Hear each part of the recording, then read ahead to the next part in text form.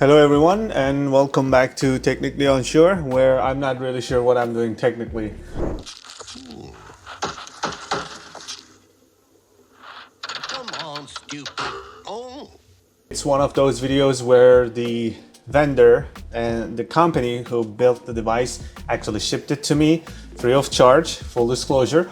And again, during the initial exchange, I told them I am going to do totally impartial review. If something doesn't work, that's gonna stay in the video. If everything works, great, everybody will see that. On that note, I just received this mysterious box. I just removed the label. We are going to take a look at it. As you might have probably already seen in the video title, you know what you were expecting. So that's going to be the LincPlus LincStation N1. I believe that was the name of the product. So we are going to take a deep dive look at it. So this thing was inside. That's what I said. LincPlus is the company. LincStation N1. Okay. So let's open this up. I believe it is very, very affordable based on what they are offering. It should come right off. It got banged up actually, I think, from the shipping. Yeah, that's definitely shipping. Oh man, it made it tight. Okay, so let's remove that. There we go. So that's yeah, nothing else in the box, right? Yep, that's it. Okay, so this got banged up, but that's shipping issue. It shipped from somewhere else, didn't it? And I've been handling it. So the manual that nobody needs, at least I don't. I just want to explore myself. So let's take a look at it. Nice, fancy. We are going to take a look at it. First, let's see what else is in the box. Let's check that. Okay, screwdriver and some screws. I assume those are for the NVMe SSD or the SSD. So we're gonna leave those in there and remove these. And then the power adapter, which is weird. Let's just say, yeah, I'm gonna say it. It's weird. So instead of this and another extension like this, I would rather had the thing sticking out. But I think they wanted to keep this universal and replace this for different countries. I'm just guessing here. I don't know anything about production and manufacturing process, but yeah, this comes to my mind. Yeah, it's a little bit long this way. Yeah, it's fine. So let's take a look at the power supply. So input is 100 to 240 volts and accepts 50 to 60 hertz. And output is 12 volt, 5 amps. So that's 60 watts. Okay, so that's a strong and powerful computer. So this bad boy, from what I remember, I read the specs, it was using the Intel Celeron N5105. That CPU from Intel Celeron, it's actually 2.9 gigahertz boost clock, and the base clock is 2 gigahertz, and it's 4-core processor, 4-core 4-thread, I believe. Comes with a 16 gigabyte RAM, and on their website it was saying it comes with 128 gigabyte ROM. From ROM, I think they mean the operating system disk that comes with the device. So whatever SSD we install in this thing, so this thing opens up like that. So you can see the icon in here. It points, it says like, you can open it. So you open it, and 2.5 though. 2.5 inch disk. I hope I have some. I think I have, yeah. So 2.5 inch SSDs and 4 NVMe SSD slot. And I think this one was $400. Okay, so this is a $400 machine. So we are going to review it based on that. Okay, keep that in mind. So this is going to be a $400 NAS. It also comes with a Bluetooth 5.2 and Wi-Fi 6. And I don't know what that means. I have to figure it out. But on their website was saying if you want the Wi-Fi 6 and Bluetooth features, you need to run a VM. So we're gonna check on that, what that means. In addition to that, this one comes with on-RAID. So again, I'm gonna be honest, I'm more of a true NAS kind of guy, FreeBSD. Yeah, on-RAID is fine too. So this one comes with on-RAID, and apparently on-RAID have some licenses. And this one comes with Android license, and which like unlocks some features. I think one of them was one-click Docker application deployment and virtual machines for Windows, Linux, Android, and also being able to do hardware pass-through like Proxmox, TrueNAS. I don't think you need license for anything like that. But yeah, Android requires a license, and this one comes with a license from Android, so you don't have to pay for it. As I was saying, so this is two 2.5 inch SATA 3 SSD slots, and on the bottom there are 4 NVMe SSD slots, and in back we have 2.5 gigabit Ethernet, which is awesome, right? I love 2.5 gigabit Ethernet on every single SBCs that's coming out. And this is the DC power jack, 2 USB 3 ports, and HDMI 2.0 port, and an audio jack. And the screws are those star shape screws, so you need those one of those iFixit kits, I guess, if you want to open it. So that being said, in front, by the way, there's a USB-C port, and this USB-C port they're saying is a 10 gigabit speed. So also they are saying, which is logical, but I just want to tell you it's going to be a little bit expensive. So they're saying this bad boy can potentially handle 48 terabyte for $400 computer.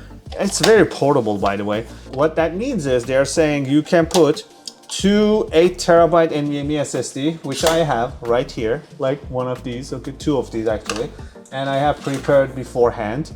So this 2 and 2 8 terabyte NVMe SSD, but that's gonna be a little bit expensive. So NVMe SSDs that are 8 terabytes starts at $1,000, $1,100, $1,200, something like that. So 4 of those bad boys already gonna cost you $4,800, $5,000. And if you want to do like, I think these are like $700. I think, don't quote me on that. But you get the idea, if you want to do whatever they are saying, the 48 terabyte portable portable NAS, your price not going to be $400, obviously. That's going to be probably, let's say, I guess $6,000, $7,000, something like that. If you want to do 48 terabyte. If not, I don't have 8 terabyte NVMe SSD. So we are going to go with the regular 1 or 2 terabyte NVMe SSD. It seems like this is, yep, I just wanted to show you. So you just pull the tab and lift, and the way this comes off is very nice. And there is a heat sink, by the way, in bottom of these.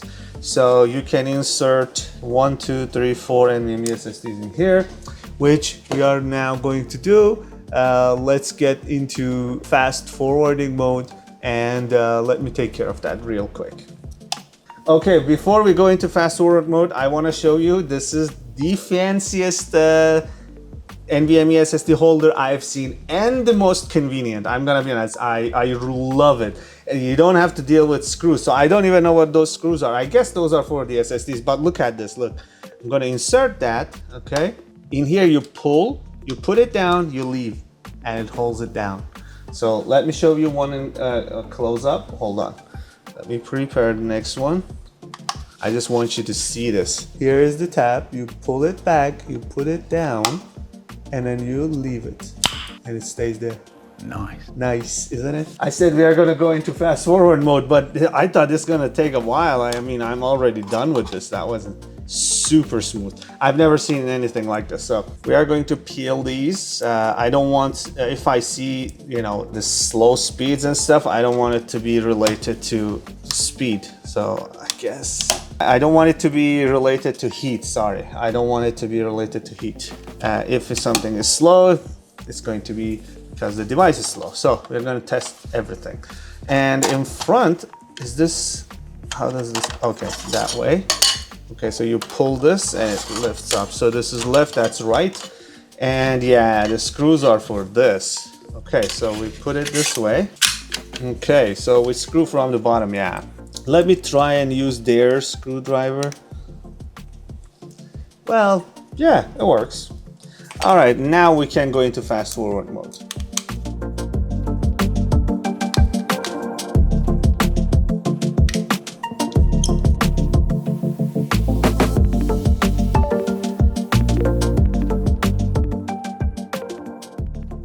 Okay, I'm going to be honest, the NVMe SSD, the slot holder, super fancy, super convenient. And this, you just slide the hard disk, you flip it around, it exactly already is aligned with the holder. I'm gonna say I really like this. I really like the design so far. And overall, as you can see, you know, it does have some fancy looks to it, you know, and it looks nice. Okay, so that was it. I'm gonna try, I'm not gonna hopefully forget and try. I'm gonna try the 10 gigabit connection as well. I should have a disk around here, and USB 4 though, this is USB 4. I have to check if they support USB 4, if they support USB 4.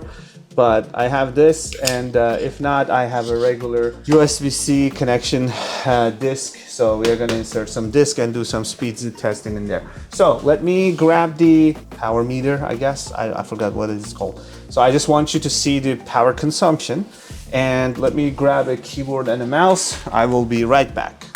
Okay, everything is ready to go. I'm going to plug this in with keyboard and mouse.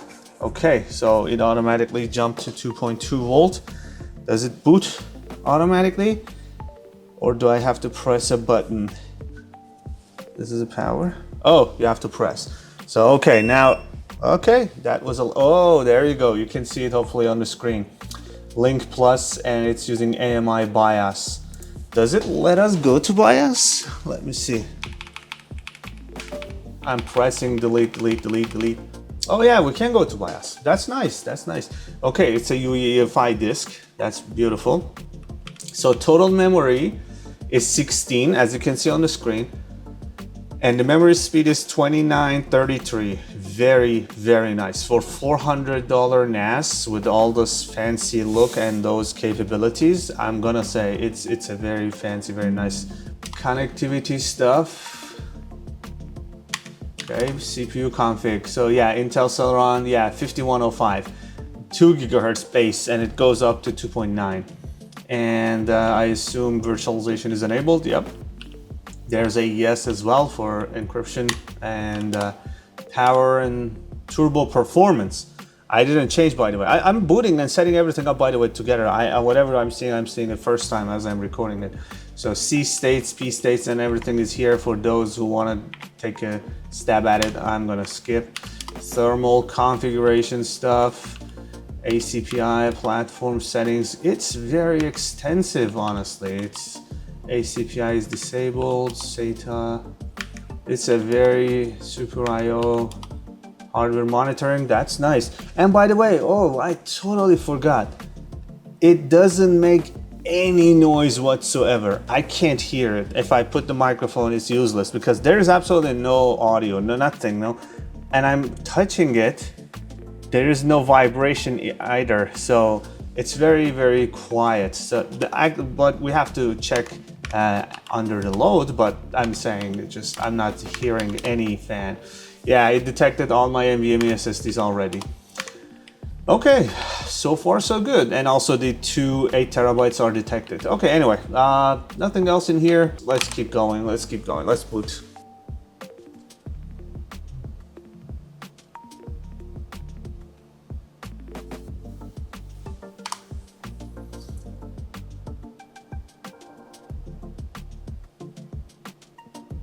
Okay, it's booting into on RAID. We're going to fast forward now.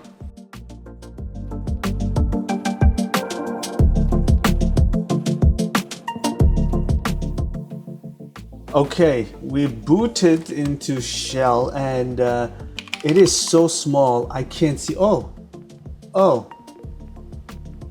hold on, no password?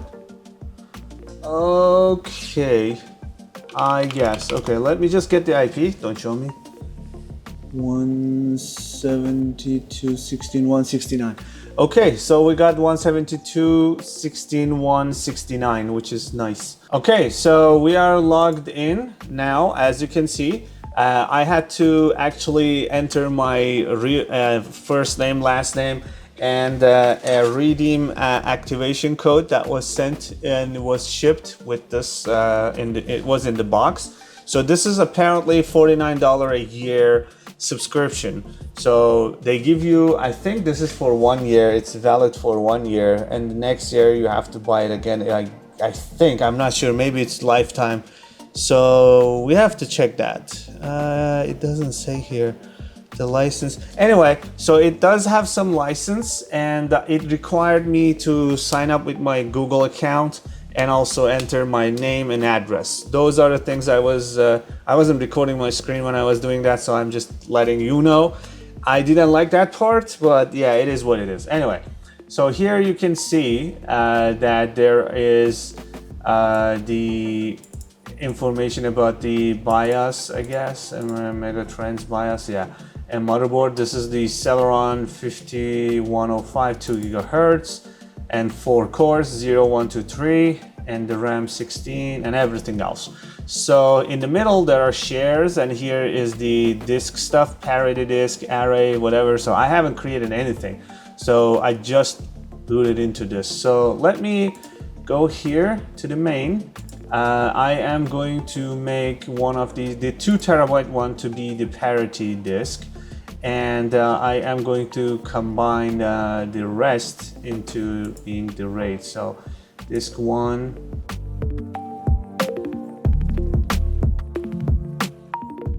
and this I assume flash disk 4 gigabyte. I think this is related to the operating system itself, but yeah, I could be wrong. So anyway, okay, so I created the initial disk array thing. So I used the biggest disk, the 8 terabyte one, for parity, and then I used everything else for the storage, okay, for the array. So this looks like the parity sync thing going to take a while. So we started in here, estimated time to finish, it says 4 hours. So yeah, I'm going to stop recording now, let this finish. I don't want to start doing tests while this is running.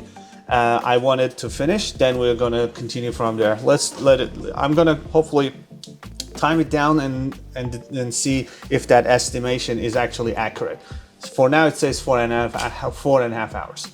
We'll continue in a couple hours. And by the way, the power consumption when all disks are being used to create the parity whatever, so it's like 27 point 26, 27, 29 watts. So keep that in mind. All right, I'm gonna stop recording, let it finish, and then we take it from there. Many unbearable hours later. Okay, so we are back, and basically, as you can see, the parity check is completed. And what I did off the camera was just creating this data share, which is nothing, and it's just on RAID, right? So here is what I have to mention. These guys put a lot of effort into the hardware and the looks and everything, but on the software side, I can't say that they have done anything, I'm going to say, because it's using on RAID, okay? So it's just the hardware. When it comes to the other rates, other NAS that we reviewed in this channel, commercial ones that I got a sample from, like for instance the Terra Master or the Zima Blade, those guys put a lot of effort and time into the software as well. They have their own software. So this one, like whatever I'm gonna show you here, I can't say credit goes to LincPlus, obviously, as you understand what I mean. So yes, I guess I created a share. Yes, I did the RAID. Yes, I started a bunch of Docker containers, and yes, they are all working perfectly. But yes, I mean, it's on RAID. Yeah, you know what I mean, okay? So yeah, I started a bunch of Docker containers, and yes, obviously they're all working. For instance, let's just take a look at this one. I made that Nginx to, as you can see on the screen, redirect to port 8080. So if we just do 8080, yeah, of course, yeah, it works. I installed Pi-hole, yeah, everything works. On the apps side, as you already on RAID users, I am not. I'm gonna be very honest, I am not. And I just it's a personal preference. I don't like Unraid, sorry, but yeah, it is what it is. So those who like Unraid, you already know what you have to do. I even installed a bunch of plugins. When I say bunch, it's just like 2, 3, the Nerd Tools and Compose. And yes, you can click on this and get a shell. We can even do NeoFetch here. I installed this. And as you know, Unraid is based on Slackware. So yeah, and the host says Tech Vision. I don't know what that means. Tech Vision link. Everything is working. Now let's do a quick speed test. Okay, so I have this large file, and that's 10 gigabyte file, and I know it's a 2.5 gigabit Ethernet. Don't expect too much. So, okay, so now let's go to 16.169, and that's the data share that I created. I'm sure we are going to cap the 2.5. I just want to see it. There we go. As suspected. That's literally the cap for 2.5 gigabit Ethernet. Okay, now what's happening? Oh, I don't like that. But again, I can't say that's related to hardware. It's Unraid, and whatever is happening here, it's probably because my Unraid array of mixed disks and things that I have done. So yeah, there is nothing to be blamed on the hardware. It's definitely related to the software and the RAID, but yeah, it is what it is. As I said, I'm not an Unraid user. Not sure what's happening here. Maybe the disks, I wiped them actually. It's new, relatively new by the way. These disks, I'm just using the disks that I have here around here just for the YouTube videos, but yeah. Okay, so speed is dropped to gigabit speeds now, and yeah, that's like a 1 gigabit speeds. I don't know what's happening. I'm not an Unraid expert. I don't even know how these things work. I'm gonna be very honest. So I can show you this. If we go back to here, if we do iPerf 3, do they have iPerf or iPerf 3? Yeah, iPerf 3. Okay, iPerf 3. By the way, it comes in the Unraid. I didn't install this, which is nice. And then if we do 50 and we do bidirectional and we do 172.16.1 yeah, as you can see, it is 2.5. And by the way, power consumption, you can see it right on the screen. Well, I'm gonna be honest, that's a little bit slower than the regular 2.5 I've seen, a tiny bit, very little bit, but it is a little bit slower. I usually see 2.35 to be very accurate, but yeah, it is what it is. Anyway, and that's the power consumption, which is kind of fair. And by the way, did I check the power consumption while we were copying and like using all the disks? Let me see. Well, let me delete that and okay, let's rename this something else. Let's copy paste. Okay, it's always the initial spike is great. I think it's writing to some sort of cache or something, and then it drops. Anyway, but yeah, 20 watts, 22 watts, yeah, it drops back. Definitely Unraid related, but yeah, I will check that later. Anyway, doesn't matter. So iPerf is also good. And also one more thing I want to show you. I couldn't get the tools I wanted to install on this. Unraid is a little bit closed. But yeah, let me do a 7-zip benchmark, and I just want to see, okay, when the CPU is on top, power consumption is 20 watts. And if we do at the same time a copy paste, let's see what happens. Let's push it to the limits. Yeah, I don't think it goes above that. 20 watts, 24 watts, 24, 25, I guess. So yeah, let's keep it that way. Let's see what happens. 24, 25. Okay, so you can say it is 25 watt cap. That's what's happening. Yeah, we are done with the benchmarks. This is the score. Let's actually see the score. So there's 4 threads, 4 core. That's correct. And let's see what we are getting. And heat-wise, not really. And no noise, no audible noise. And I don't sense any heat, honestly. So yeah. Okay, so 24, I don't remember the Raspberry numbers, but I think it's in the similar range. But anyway, it's Android, not much to do in the software. You can configure the disk in the cache and other stuff as you Android pros would know. But yeah, this is the performance, and this is what I'm seeing. So if we go to the main, and this is the 1 terabyte disk, right? And then another 8 terabyte and a bunch of 2 and 1 terabyte. So this is really not a good setup for the disks, but it is what it is. It looks, I think I just followed what was in here. I just selected the arrays and initialized it. Not sure. Yeah, maybe, did it finish the parity check? Yeah, it did. Okay. Yep. So that's what I'm getting, and yeah, this is, as I said, this is Android. So what I'm gonna do is I'm gonna also I want to actually take a look inside and see what is inside and how it looks like, and the cooling and everything. So I'm going to shut this down. And by the way, yeah, there is a license and update. Are we on the latest version? Yeah, we are. Okay. So I'm going to shut this down, and then we are going to take a look at inside. I will be right back. Well, actually, why am I opening it up without recording? So let's do it together. So this looks like one of these star ones. Let's see. Okay, that worked. All right.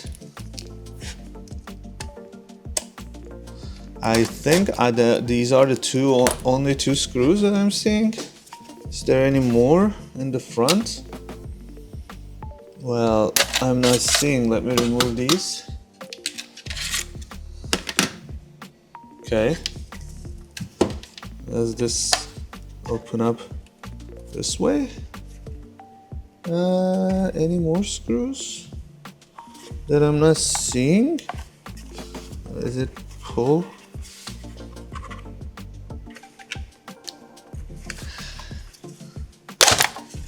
Well, I just opened it, and the trick was a little bit extra force.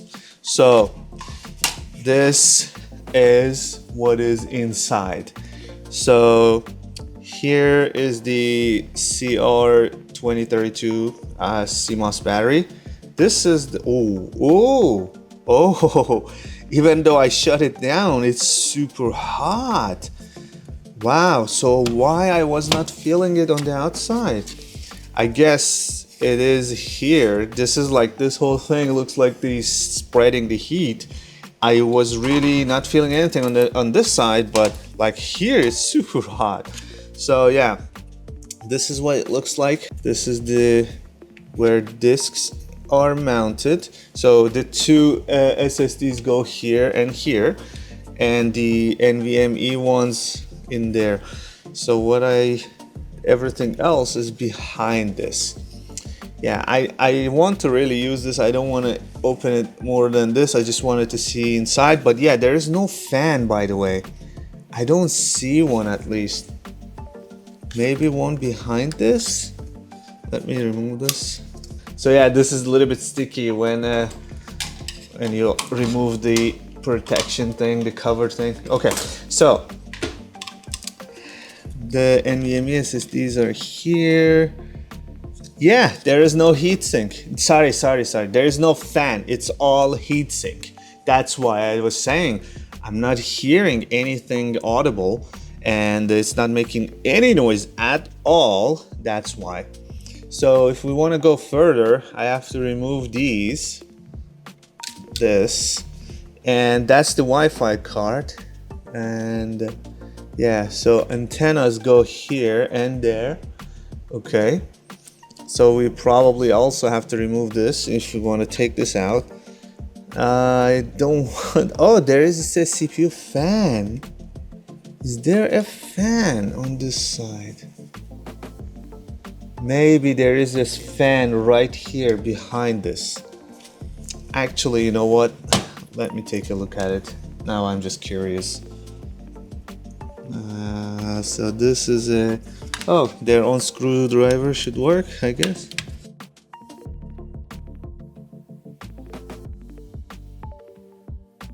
We have to remove this as well. This is the M.2 connection cables, ribbon cables. So what is this? Oh, okay, so it slides out. Let me grab a very small, yep, that did the trick. Okay. I see. So these are just, yep, they are just installed that way. Okay. So we remove, oh, there is one screw I missed right here. Okay. And the antenna cables. I'm gonna remove both and put that thing back. All right, so here you go. Ready? I don't want to force anything. Just want to make sure everything is removed. There you go. Okay, that's nice. They designed this. This looks so great. Oh, there is a USB connection thing over here that was going to the front. What? What? What is this? This came off. So 4 gigabyte. Oh. But that says 4 gigabyte though. I thought it's 128 gigabyte internal OS thingy. So this is the internal ROM, the OS, whatever. So this says 4 gigabyte. I don't know. So yeah, this is the board, and this could be fan actually. I was right. So there is a fan in here, but it's very quiet, very quiet. And the air intake is here. Yeah, okay, I get what they are doing. So yeah, air intake and outlet is in here and underneath. Okay, that's neat. That's very neat. I don't want to go any further, and then after this is just the case, removing this. So, and the, I mean,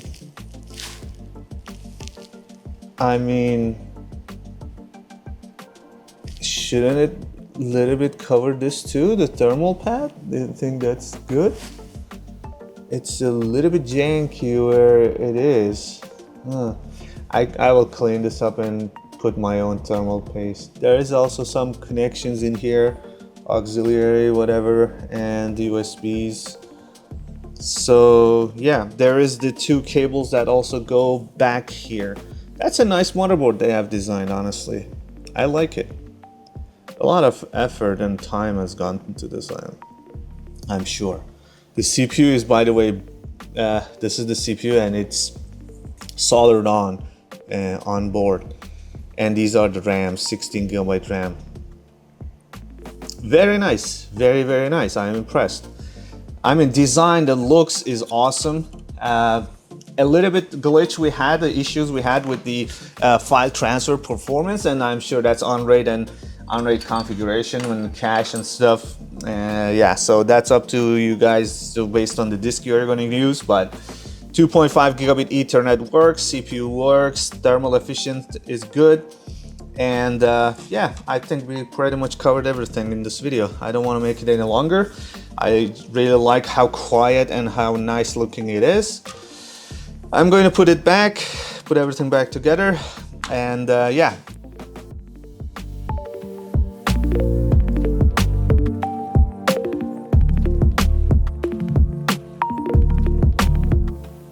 And I will see you in the next video. If you have any suggestions and comments, please let me know down below. Ta-da! All right. Thanks for watching.